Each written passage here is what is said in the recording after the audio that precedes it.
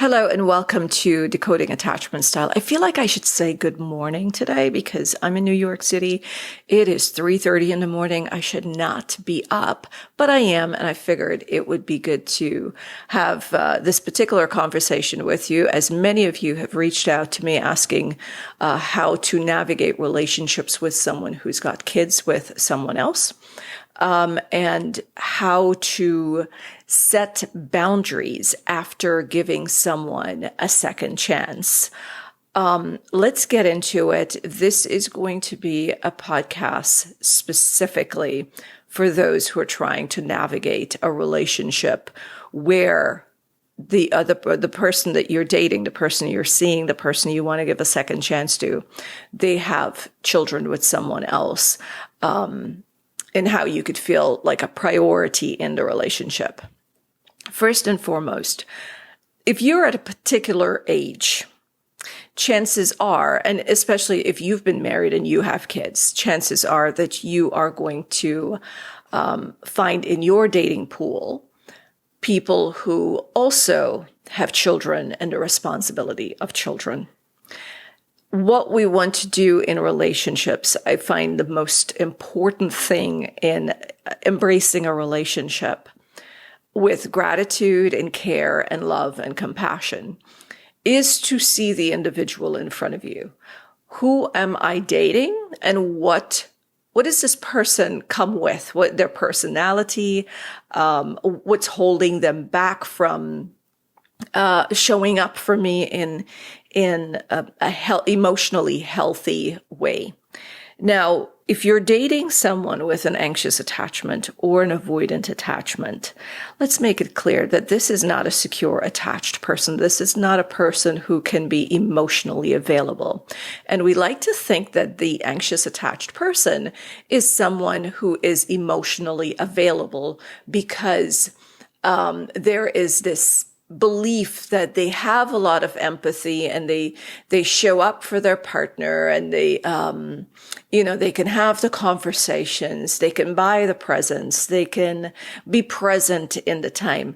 But it's not really true, because what we have to pay attention to is why, or what we have to ask ourselves is, why is the anxious attached able to show up for their partner? Where is that coming from? Is it coming from true empathy, or is it coming from empathy or a controlling nature that looks like empathy?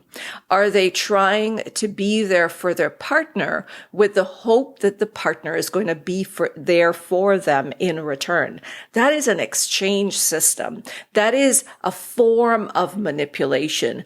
I'm going to be nice to you. I'm going to be present. But if you don't do that for me, I'm going to be upset. Now, that's not true love, and it's not true empathy. Genuine, true, loving empathy is being able to put ourselves in someone's shoe and recognizing their limitations, appreciating their efforts, and being okay when they cannot show up for us, perhaps the way we want to. But we also get to set boundaries and say, well, maybe this person can't show up for me, and this is something that I really need in my life, and I could set a boundary and let it go. Or find out validation or whatever the affection that we're looking for that a partner can't give somewhere else. And I'm not saying go cheat. I'm saying we have friends and family members and, other members of our circle to provide additional support that a partner may not be able to give us. But what's important, and this is where it all started, is we have to be able to see the person that we're dating for who they are, what their limitations are, as well as how they're able to show up for us. Now, if they have children, we know that's a huge responsibility. Regardless of how we have been parented or how we parent our children, if you have children, we cannot project ourselves onto them. Now, let's imagine that we're talking to the anxious attached who's dating someone who's got an avoidant attachment.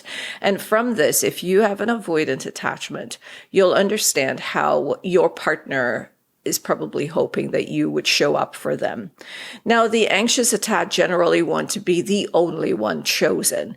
You want to feel like the priority. Now, for those of you who are new to my podcast or new to my work, I want to preface this by saying that I am from that anxious attachment style. I've done a lot of healing to get to a secure attached style. So what I'm really doing here is sharing that I know what those struggles are. I remember the feeling of not being chosen. And I've dated people who have children, but I could not appreciate that sometimes, or perhaps in all parts of our lives, we're never going to be the absolute priority of another person. And when we are the absolute priority of another person, chances are that they're obsessed with us and they're going to stalk us and they're controlling and they're insecure, and they're narcissistic and they're psychopathic or sociopathic. And we don't need that in our lives, right? So you don't need someone who's obsessed and fixated on you. Trust me, it is not a comfortable position to be in. But you do want someone who has other priorities, other responsibilities. We're looking for someone who could manage life as well as include us into their life. And when someone's got a child or children, that is a big responsibility. It's a huge priority, just as their work is. Why is their work a priority? Why might their job be more of a priority to them between their work hours than you are? Well, that is because their work, their career is the thing that keeps them having a sustainable life, financial life, surviving. They need food. They need shelter as human beings. That's what we need, food and shelter. We need to protect ourselves, medical care. These are important things. Without a person, when a person doesn't have a job, especially an avoidant or an avoidant attached man, and I'm saying man because they've been brought up to believe that their sole purpose is to have a family, have a job, and provide for that family. That's what they've been programmed by society to do. And now we bump into them when they're already in their 40s, 50s. They have children, and we're saying, as the anxious attached, no, I love you. You could relax. You don't have to.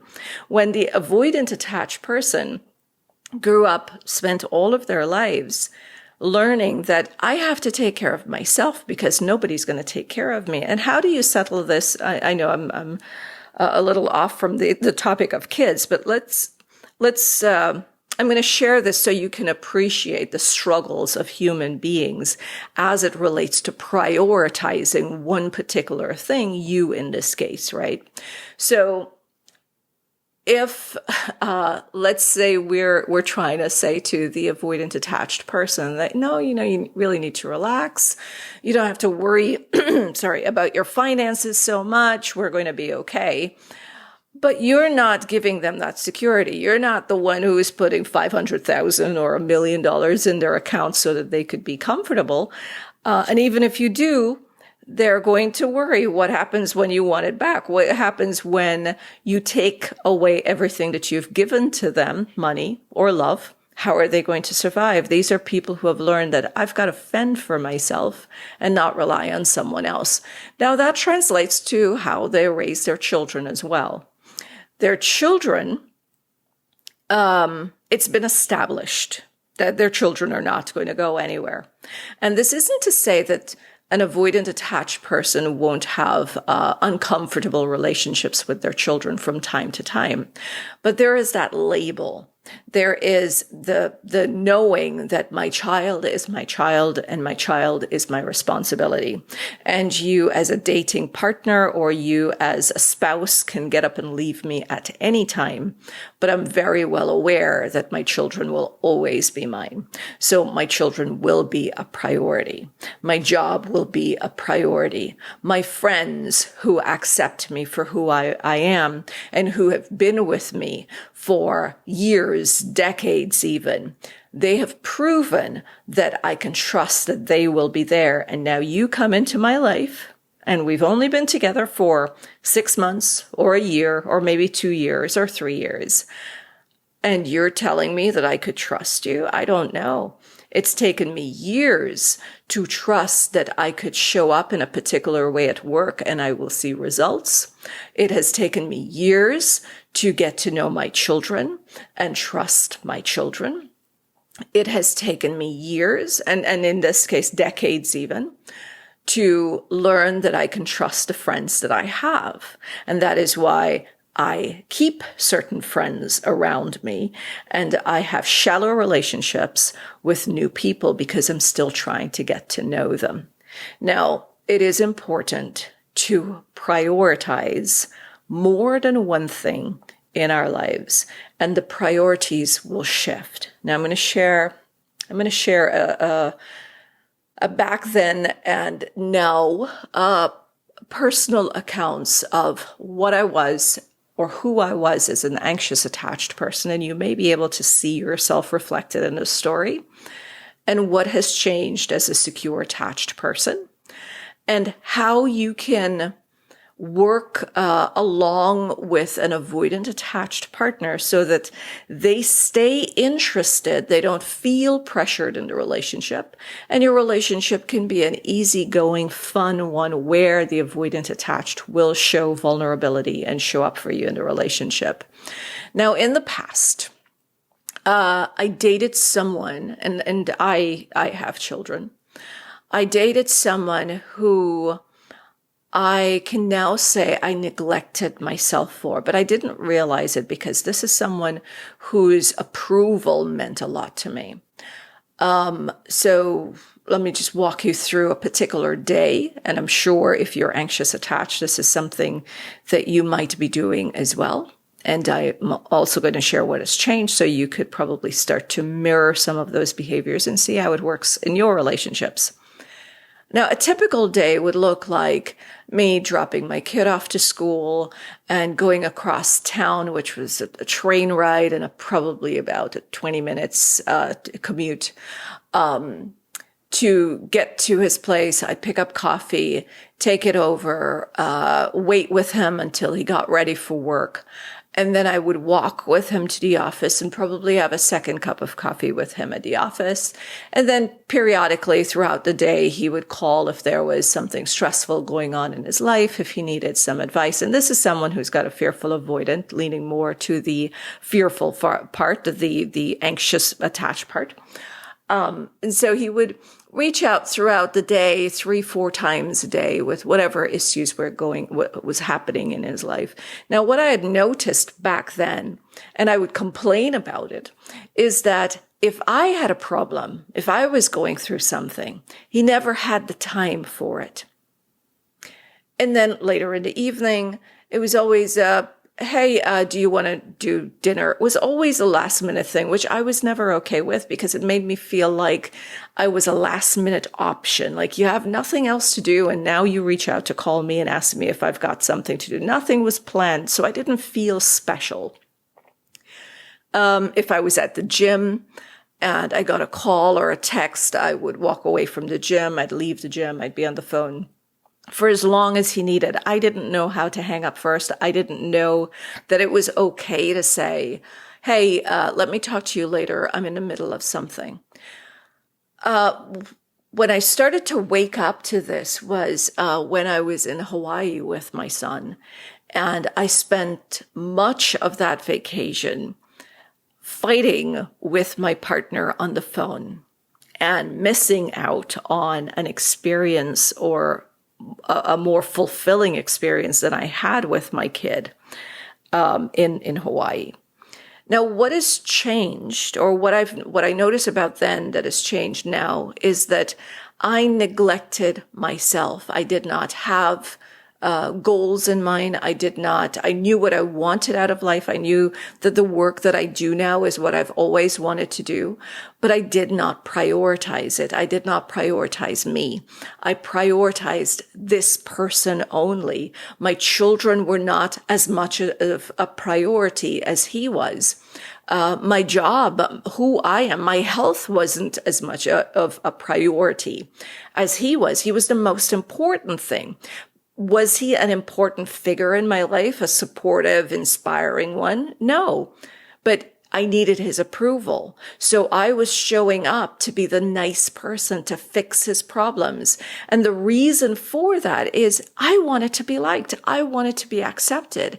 And when he did anything that made me feel less than, it was crushing. Everything changed as I started to heal. And now in my new relationship, I have a number of priorities. The priorities are my work, my children, my very close friends, siblings that I absolutely adore. Everyone in my circle brings joy and peace, and it helps me to do the most important thing to me, my work. But it shifts, priorities shift. So let's say right now I am involved in work. I'm doing this podcast for you guys. This podcast, a part of a job that I absolutely love, a big priority because I believe this is my purpose on this planet. However, if let's say a dear sister of mine should call and something's happening in her life, I will have to leave this priority of the podcast and attend to that one because that is more urgent. If I am with my partner and we're having dinner and it was a dinner that was well planned and we're having a great time, but something happens with a client desperately needs some help of some sort, then I will have to excuse myself from the dinner table.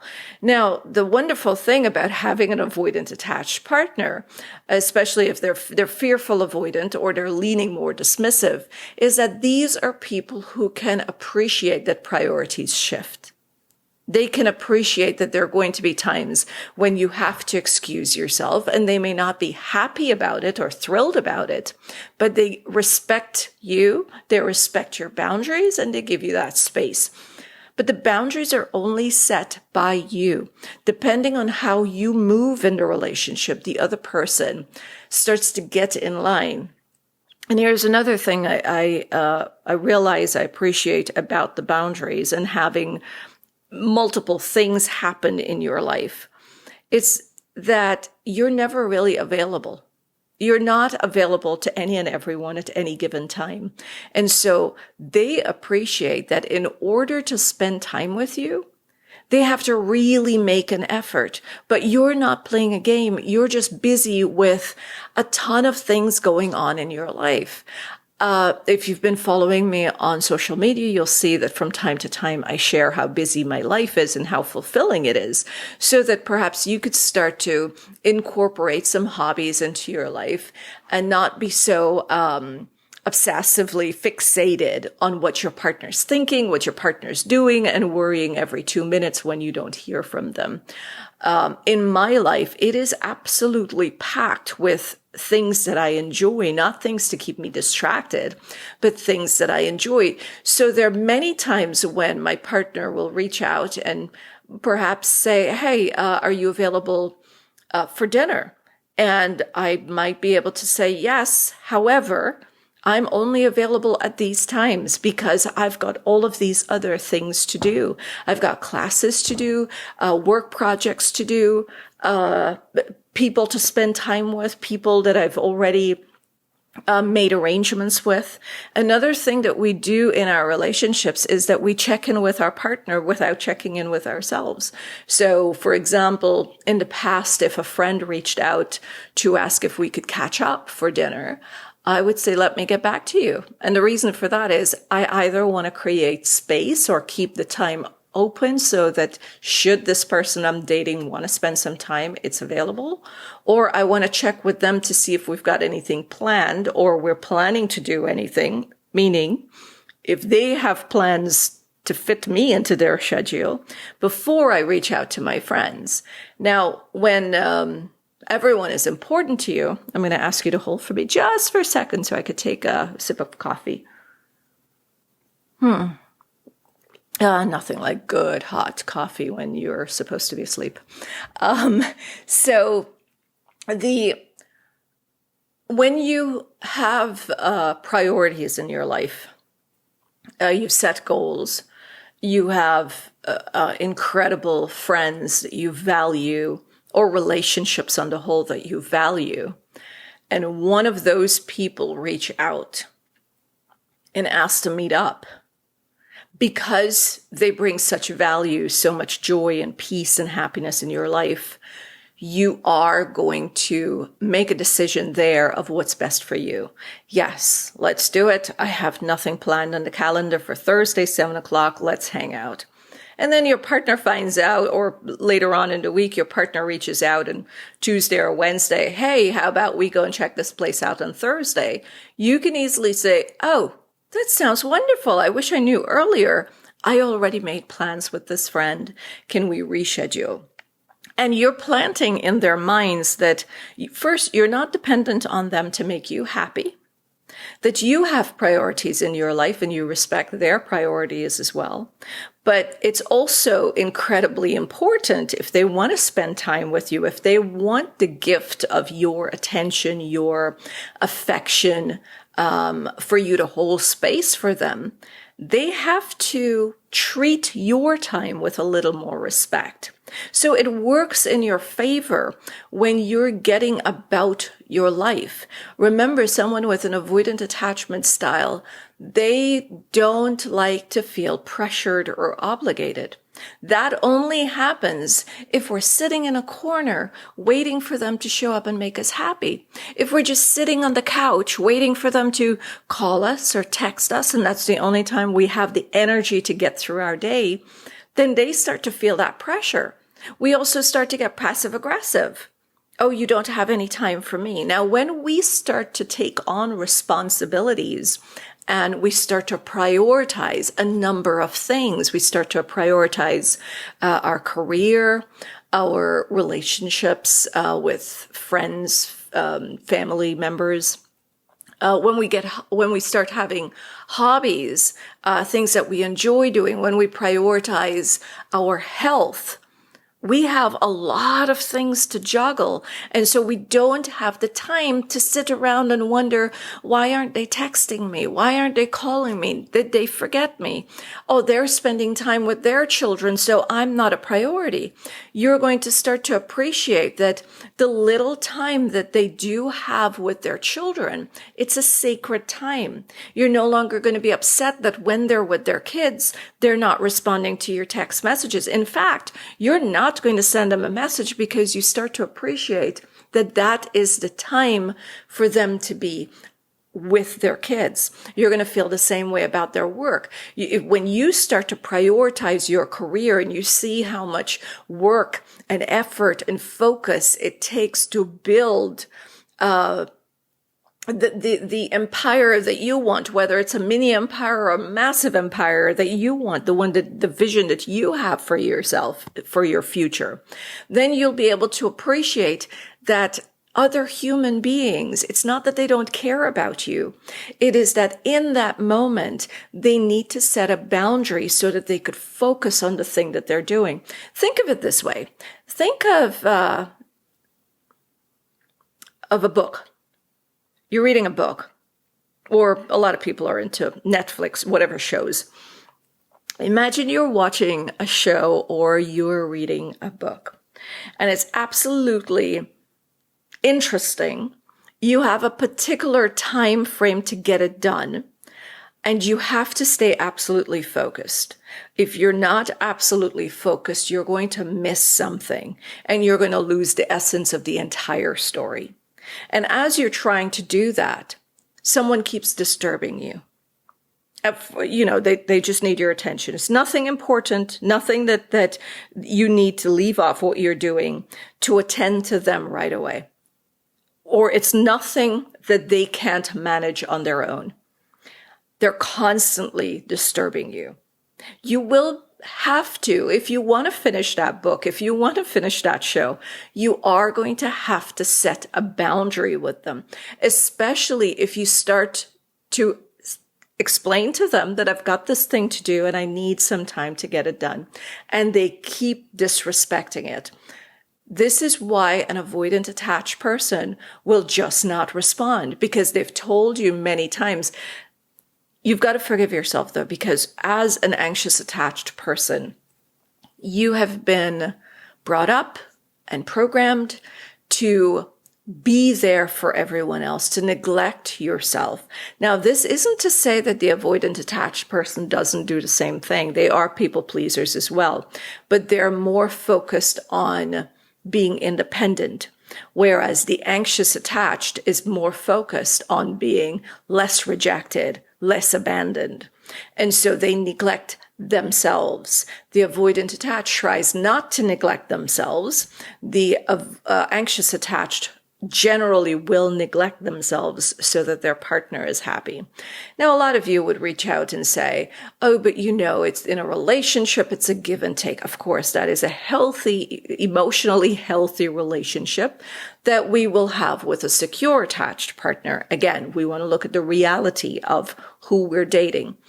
If it's someone who's got an avoidant attachment, whether that is dismissive or fearful avoidant, or someone who's got an anxious attachment, it is not a give and take relationship. It doesn't matter how much either of us are saying, this is, yes, I give to my partner. Yes, I'm there for my partner. What is the intention? What is the intention? Am I giving to my partner just because I care for them? Okay, fair enough. You will know if it's just because if it's just because you care about them that you give, when they don't give you what you need. If you get upset, if you say, I've been showing up, I've been doing this, that is not unconditional love. That is conditional love. I gave you something and there was a part of me that expected something in return and you're not giving it to me, so I'm upset. So when you're dating someone who's got children, we have to appreciate that those children will be a priority. You're going to see the way they show up for you, but can they be there for you 100%? I doubt that. And if they are there for you 100% and they neglect the needs of their children for you, then you're looking at a person who is irresponsible, who is definitely flaky, because if they can't be there for the little lives that they brought into the world, they're responsible for, and they just neglect that child or their children only for your needs, then at some point you can trust that they will neglect you for someone else. All right, because we have to be able to see who an individual is by the way they treat the other people around them.